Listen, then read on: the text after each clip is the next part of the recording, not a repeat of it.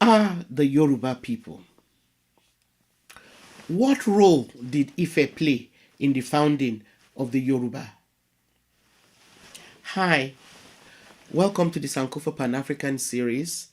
Please click on your subscription and notification buttons if you've not yet done so. That's the way you can sustain us. Now, our focus today is Ife civilization. However, it is impossible to attempt a discussion of the history of Ife without first examining who and how the ethnic group known as the Yoruba came to be constituted. In Africa, the Yoruba people can be predominantly found in West Africa. The area which they occupy in West Africa spans the modern day countries of Nigeria, Togo, and Benin. Due to this transatlantic slave trade, however, Yoruba people from Nigeria and Benin were forcibly transported to the Americas as slaves. The Americas and the Caribbean as slaves. So some groups of such people were able to retain their religion and culture, which have since been spread across many borders and can be found thriving in places like Trinidad, Cuba, St. Lucia, Brazil, Guyana, Haiti, Jamaica, to name just a few. Historical evidence points to the fact that as of the 7th century BC, the peoples who are now known as the Yoruba were not initially known by that name or any other single group name. Though they shared a common culture, ethnicity, and close variants of the same language. By the 8th century AD, Ile Ife was already a powerful kingdom, one of the earliest in Africa south of the Sahara. Almost all Yoruba groups trace their origin to princes of Ile Ife. As such, Ife continues to be the cultural and spiritual homeland of all Yoruba people. Archaeologically, the settlement of Ife has been dated to the 4th century BC. There is also evidence of urban structures pointing to substantial settlements appearing around the 12th and 14th centuries AD. All the kings, or Oni, the kings of Ife, actually known as Oni of Ife, claim direct descent from Oduduwa. The primordial history of the group, now known as the Yoruba, proves difficult to piece together because it is based largely on oral traditions and legends. Some of these legends are so interesting that I can't resist sharing some with you. Let me start with my favorite. It is believed that Olodumare, or the Supreme God, also known as Olorun, Oluorun, ordered a deity called Obatala to create the earth. But on Obatala's way to create the earth, he discovered palm wine, that deliciously intoxicating nectar of the palm tree. Obatala enjoyed this first taste of palm wine and became intoxicated. Therefore, his younger brother, Oduduwa, who was sent along with him, took over the 3 items of creation which Olodumare had given Obatala from him. Oduwa then climbed down from the heavens on a chain and threw a handful of earth on the ocean, because the earth was all water at the time. Next, he put a cockerel on the land, which was created, after he poured the sand on the ocean, so that the cockerel would spread the earth, thus creating the land on which Ile Ife would be built. As the creator of the earth, Odua became the first divine king or Oni of Ife, while Obatala is believed to have created the first human beings out of clay. The name Ife in Yoruba has been translated by some to mean expansion. Expansion. Ile Ife therefore refers to the myth of origin, meaning the land of expansion. Like I explained, the history of how Ile Ife grew into a great civilization is a complex one because it is so deeply steeped in rich mythology. According to another myth, which also seems to be favored by most Yoruba people, is that the widespread ethnic group who are now known as the Yoruba are all descendants of the lineage of Lamurudu. They believe that Ife was founded by Odua, who was the son of Lamurudu. He is believed to have migrated. Odua is believed to have migrated from a place which is sometimes located somewhere around Egypt, and which some have also even located as far away as somewhere in the Middle East.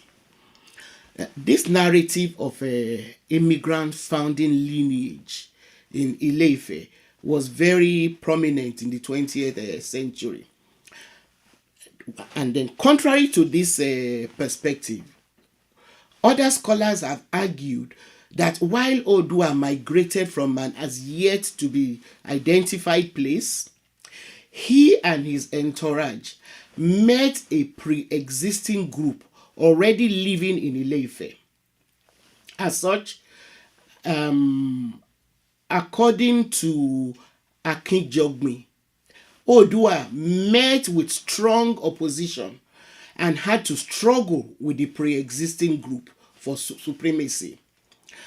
It is believed that through a battle with the pre-existing group, Odua and his entourage gained control of Ile Ife's economic and political institutions. He then became the founder of the first Ile Ife dynasty. It is important to note that the recurring point in these scholars' arguments is the constant reference to Ile Ife as a cradle of Yoruba origin and the spiritual birthplace of all the Yoruba. Ile Ife has thus been regarded as the oldest existing dynasty in Yoruba land. And according to Adediran, it is significant as a symbol of political and traditional authority in the history of the Yoruba.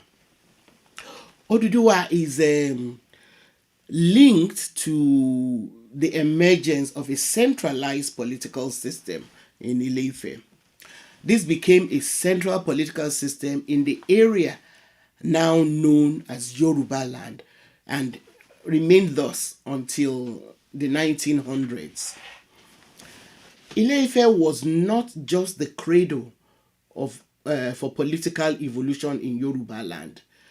There are other aspects in Yoruba history like economics, religious, and social institutions pioneered by the city-state of Ife. Unfortunately, we still know little about how the early Oni of Ife exercised power or how their territory was administered or precisely when the dynasty started. What we do know is that the landscape out of which Ife and other Yoruba groups like the Oyo and even the Edo, who are closely related to the Yorubas, emerged, consisted of a mixture of tropical forests and savanna land with very fertile soil and a favorable amount of rainfall. Now, this rich landscape gave rise to the success and wealth of Ife Kingdom because it enhanced the ability to provide food with very little effort. This meant that labor then could be directed into creating great works of art, some of which were used for ritual and religious purposes, as well as the celebration of royalty. As such, over time, the Ife produced a wide range of objects made out of bronze, brass, copper, wood, ceramic, and ivory.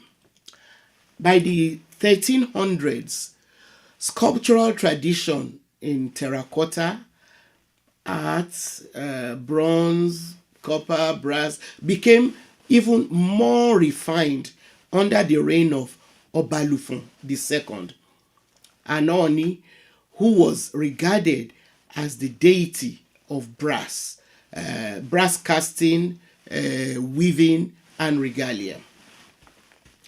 The religious dimension of Ile Ife was what formed the basis for gods and deities of a Yoruba land. According to Adediro, religious cults were components that provided checks and balances to the political system. Olukwono, another historian, also describes Ile Ife as home to over 201 gods, or the city of 201 gods. The Yoruba take pride in this multiplicity of gods and deities. Now, concerning leisure, arts, and culture, pottery making and sculpture became the basis for the socio-economic life of Ile Ife. Between 700 and 800 AD, Ile Ife began to develop into a major artistic center. But by the 12th century, several artists emerged to engage in creating bronze, stone, and terracotta sculptures. The artists were specializing in clay, ceramic, stone, terracotta, heads, copper. They were also using copper alloy, bronze, to make bronze ornaments. The heads of rulers and deities were also sculpted in bronze. Art discovered in the kingdom of Ife so far includes terracotta and bronze heads and busts, stone sculptures, stools, and religious pieces carved in quartz, and monumental granite monoliths. An example is the Okpa Oromiyan, or Oromiyan staff, which is so tall because Oroyan was supposed to be a giant. We'll learn more about Oroyan when we're talking about Oyo Empire as well as the Benin Empire. There are also other statues of humans and animals that have been found. Although the early periods witnessed how Ile Ife developed as a world-class artistic center, the artistic production began to depreciate around the 1500s due to the later emergence of other kingdoms and empires. The Oyo Empire and the Benin Empire became politically powerful and wealthy. Hence, displacing the monopoly of power enjoyed by Ile Ife for a long time. Recently, there has been contestations regarding the relationship between the Oyo Empire and Benin Kingdom. And the rider, AFC rider, argues that the dynasty which rules Benin is related by current tradition to the Yoruba complex of a kingship through a common ancestor, Oduduwa, the founder of Ife, like I said earlier on. While another account argues that Oronyo, who was the last born of Oduduwa, later founded Oyo and became the first Alaafin, and one of his children, Eweka the First, became the first Oba of Benin. But we'll learn more about this when we're talking about these two empires. We will look closer into these relationships in subsequent episodes.